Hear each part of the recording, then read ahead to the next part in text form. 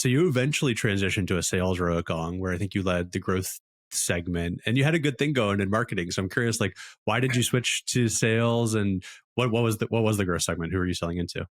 Yeah. Growth segment was typically mid-market accounts, as the world defines it. I I'm trying to think back, like why I made that decision. I think there were a number of things. One is I got tired of not being able to call the shots. In product marketing and in a lot of roles like that, you're kind of at the mercy of like the sales leader, and I hated that. Like my ego was like too big to handle it at the time. And so I wanted my head on the chopping block. I wanted me to be accountable for a number so that, I am now charting the course rather than like responding and reacting to somebody else's demands. That was a big one. The other one is I wanted at the time to be a CEO. And so I wanted to get like a breadth of go to market experience, not just like one bucket. Now, I had already had sales leadership experience, but I hadn't had second line sales leadership experience. And this was a second line role. And so I learned a lot about like people leadership in management in a way that I hadn't before, having only spent some time in frontline management and as an account executive and then as a marketer. So that was the motivation, is I was trying to round out like the swirling resume that eventually leads up to a C-suite role. Makes a lot of sense. And I'm Yeah. curious, what was the sales pitch in those days for Gong? And did it evolve? Is it kind of the same pitch today? Or what did you start with, and how did you sort of think about, making the case to the customers? No, our pitch changed quite often, but it wasn't ever like huge pivots. It was kind of like derivatives of something that came before.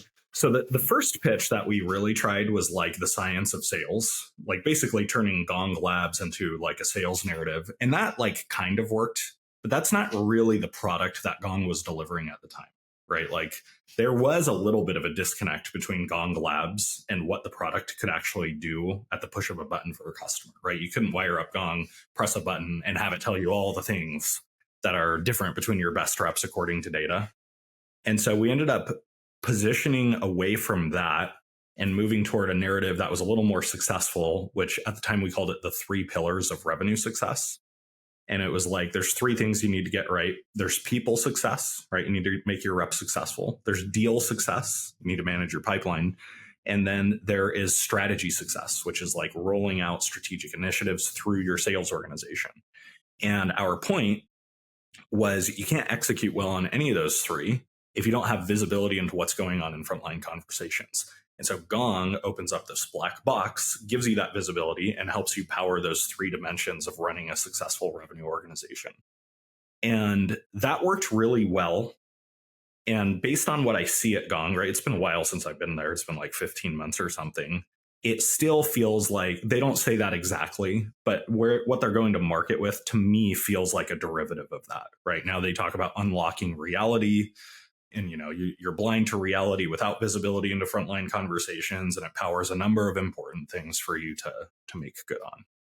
Yeah, my outside perception of the positioning change over the years was more like, all right, call recording, sales coaching, we'll get insight into that. And then it's now become this whole analytics engine to help with forecasting and leadership and all that stuff, which is interesting. Yeah, that's totally true, because one of the problems we had on the sales side during the first couple of years is we were positioned as like a coaching tool, a call recording tool for enablement, right? If you're positioned as coaching or something like that, you tend to start your sales cycles in enablement.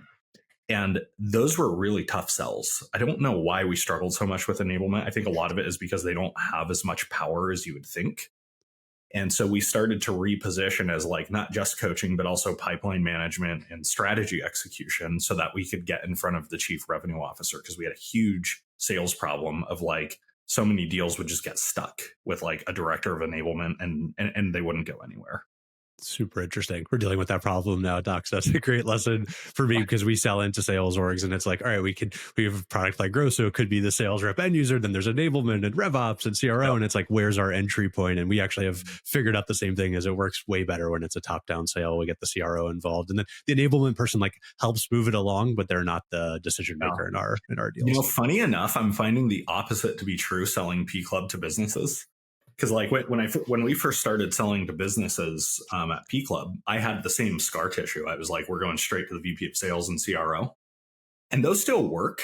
But like the deals where we start with enablement and then go to the VP of Sales actually work better for us at P Club. And I think it's because we're selling like a skill development platform, which enablement squarely owns. And if you start with the top and then get punted down, enablement's obviously going to be running the sales process and they feel like it's kind of being imposed on them.